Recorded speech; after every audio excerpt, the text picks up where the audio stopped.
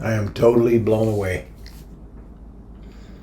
You know, I didn't know Charlie personally, but I got to like his views. And I think what I loved the most about him was his heart for Christ and the fact that he was a family man and the fact that he defended the faith and that he helped change the hearts and minds of a lot of people. Oh my God. Go, run, run. Oh. Counting or not counting gang violence? Great. What the fuck?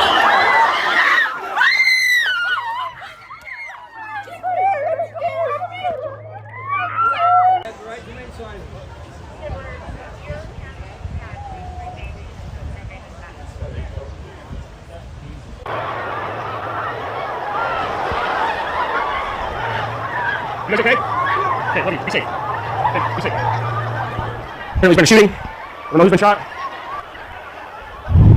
We are here live at Utah Valley State University. I don't know if that was shots or if that was fireworks. Amy, go. Right.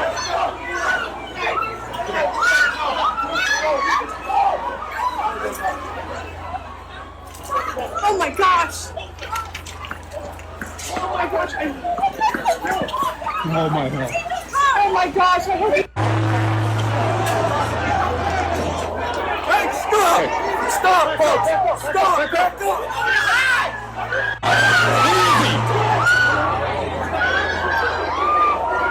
Amy, go! Right!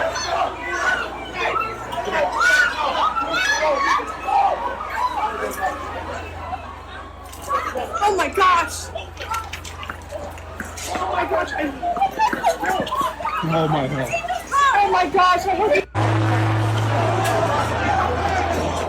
Hey, stop! Stop, folks! Stop! Back up!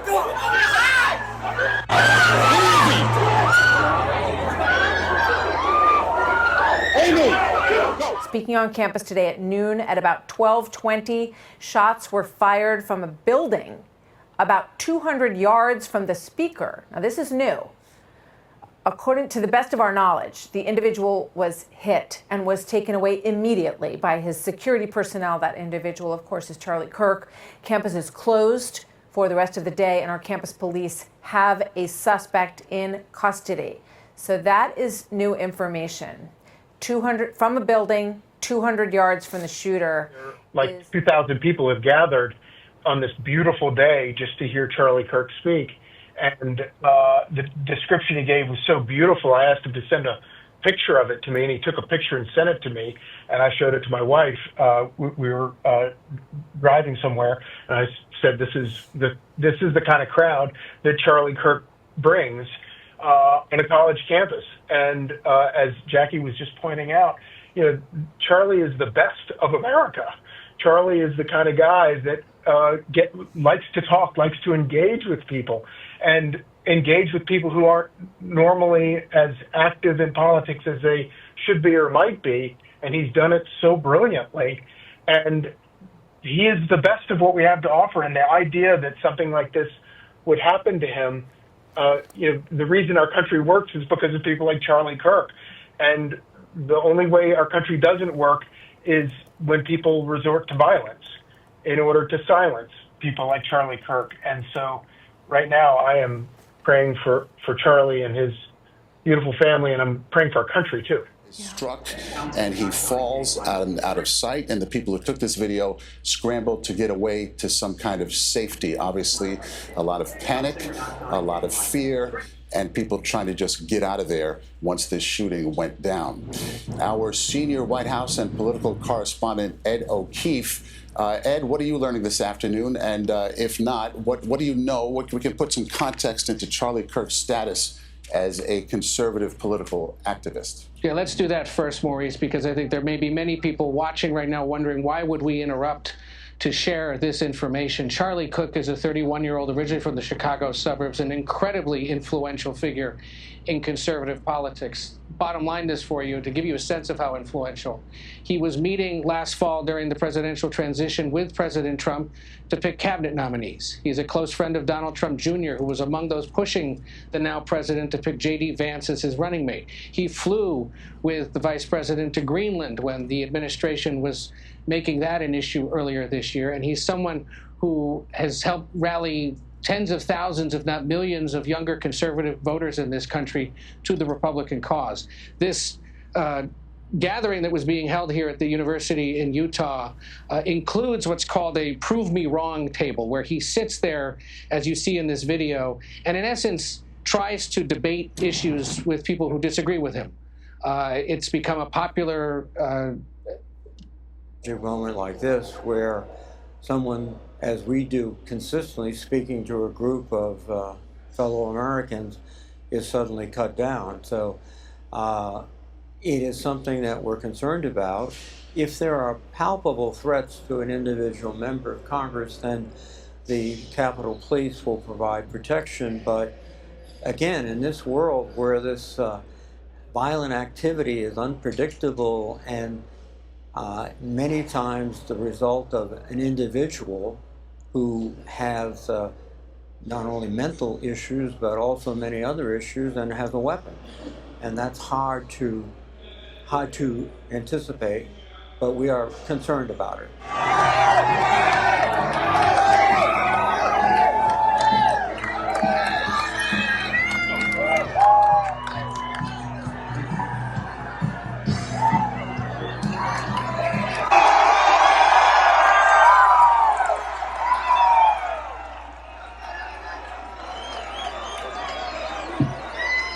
That's a lot of people, Utah, I'll tell you what.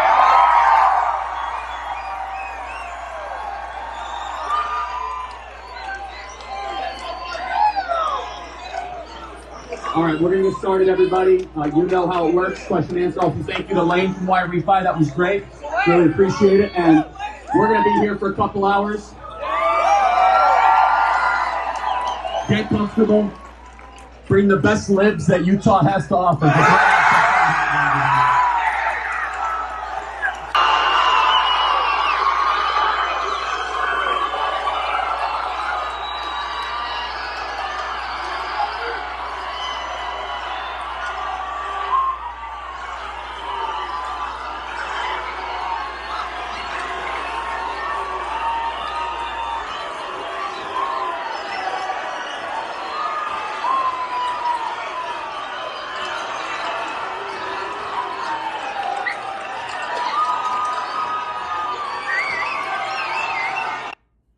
To go watch Charlie Kirk between my classes. So my name's Paris. I just wanted to come and watch what I thought would be a civil conversation, and it turned completely different. What did you see? I looked down when it happened, but so basically I heard a loud bang, which I figured a shot would be a little bit louder, but I just saw it hit him in the chest, and then all of a sudden just tons of blood gushing right out where his heart is, and then he like fell over and slumped down, and everybody got down and was screaming, and then we all ran. Can you describe just, did he appear to be moving afterward, or what? Not at all. I personally believe he was dead on impact. Oh my goodness. What happened after that? What did you see? Everyone got down. Everyone was so scared, and I just grabbed her, and my boss was with us, which is her mom. She was like, run, and we finally got up and followed the crowd, and I just kept holding her. I don't even have my shoes on. I left my keys, and everyone's just like scared. Like it's traumatizing. Like, you know, it scares. Like, I don't even want to go to school tomorrow, you know. Yeah, so I agree with that statement. Yeah, I'm scared to go to school, but... You heard the one shot. Were there multiple shots, or... Just one shot straight into Charlie Kirk, and that was it. And I think they got him. And did you see the person who fired the shot or anything like that? No, I just knew that it came to the right of me and went just directly into his heart. So. I got a picture of him. Did you... What did you see as far as... I mean, was the crowd, how was the crowd reacting to him? I mean, he is somewhat known for being provocative, but what was going on beforehand? What was he talking about? So the first student got up and they were talking about religion, Mormonism, and Christianity. And the second student to get up was talking about transgenderism and how gun violence has been very frequent with that community. And that is when it happened. Pretty ironic. Right after, during, right on that topic. Yeah, it's when he got shot in the heart. Yeah. What did you all see? You're joining us. What did you see? Well, I was about to enter the building. I heard what I thought was a gunshot, and I hurried and took cover. And then I saw the students running out, and I saw her. She was panicking. I thought she was having a panic attack. So then I grabbed her, and we ran through the tunnel, and then just brought her to my car over here to get her to calm down. So, yeah. You? I was watching from pretty close up, and I heard a pop, and I thought, no, that nobody's shooting firecrackers, right? This is the middle of the day. And then I watched a fountain of blood come out of the side of his neck like a water fountain. And it was surreal. Everyone dropped, and I was like, where's the gunman? I don't see any gunman. And then I dropped, because I'm just a very logical thinker like that. And so, yeah. And then a friend of mine drove me over here, just barely dropped me off, but he got a picture of the gunman. And it's pretty embarrassing. He got his pants pulled down as they took him down. And he sent me a picture. He was wearing garment bottoms, or what looked like white knee shorts. Fox News contributor. Jason, you were there. I could hear how upset you are in your voice, and I think we all are feeling it. And I just, but you were there. So tell us what happened. Yeah, that happened like 35 minutes ago. I was there. I was up kind of on the second level because I wanted to be in the shade, but our daughter was there, our son-in-law was there, my wife was there. Friends, this is our community. And, there's 2,000 or so people. The Utah Valley University is our largest university, 40,000 students, and people came out to hear the dialogue, the back and forth. Ask him anything. That's what Turning Point and Charlie Kirk's all about. Ask him anything. First question was about religion. He went on for about 15, 20 minutes. Second question, interestingly, was about transgender shooters, mass shooters. And in the midst of that, the shot rang out. Now, I happen to be watching Charlie. I can't say I saw blood. I can't say I saw him get shot, but as soon as that shot went out, he fell back into his left, and everybody hit the deck. A lot of people started screaming, and then everybody started running, as you might expect. Mm-hmm. There was some police presence, but there was no security check going in, which didn't happen. Charlie has some security in front of him, but you got the sense that the shot came kind of straight at him. And I don't think there would be many vantage points too far away because he was under an awning. It's a bright, sunny, beautiful summer, end of summer day in Utah. And I just hope and pray that somehow, some way he survives this.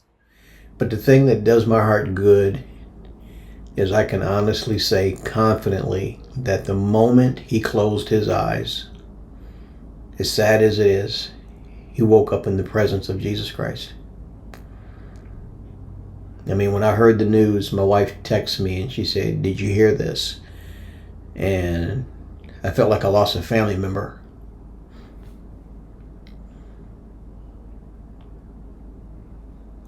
And the crazy thing is, I don't even know this man, other than just what I've seen on social media, and I'm tearing up because it's heartbreaking.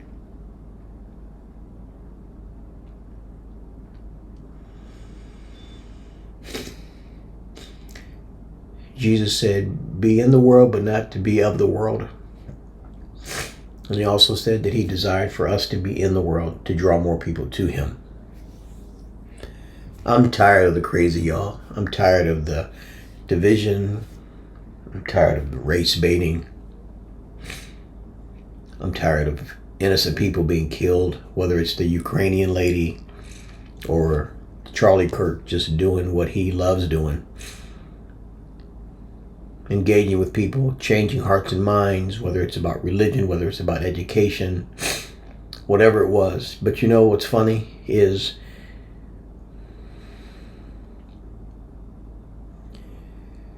as sad as it is to say, this didn't catch God by surprise. Could God have saved him? Yes. Could God have spared him? Yes. Do we know why? No. Will we know why on this side of eternity? No. But the thing that we know is absent from the body, present with the Lord. And I truly believe the Bible says you will know them by their fruits. And when I look at the hundreds of videos I've watched of Charlie Kirk, I was always blown away just by how intelligent he was, the giftings that God gave him. And what breaks my heart right now is that he's got 2 little beautiful kids and a beautiful wife at home that is probably devastated right now. And guys, I don't care what your opinions are, conservative, liberal, pray for this man's family. Hopefully you can find a heart to pray for this man's family and the heart of the people that feel that they are justified in carrying out these things. Now this shooter, what has he done? Now his life is over. He'll go to prison for the rest of his life, or maybe they'll let him out too, like they do a lot of these people. I hope not. But again, all for what? You can't kill everybody. You're not going to silence everybody. You silence Charlie Kirk, another one's going to raise up.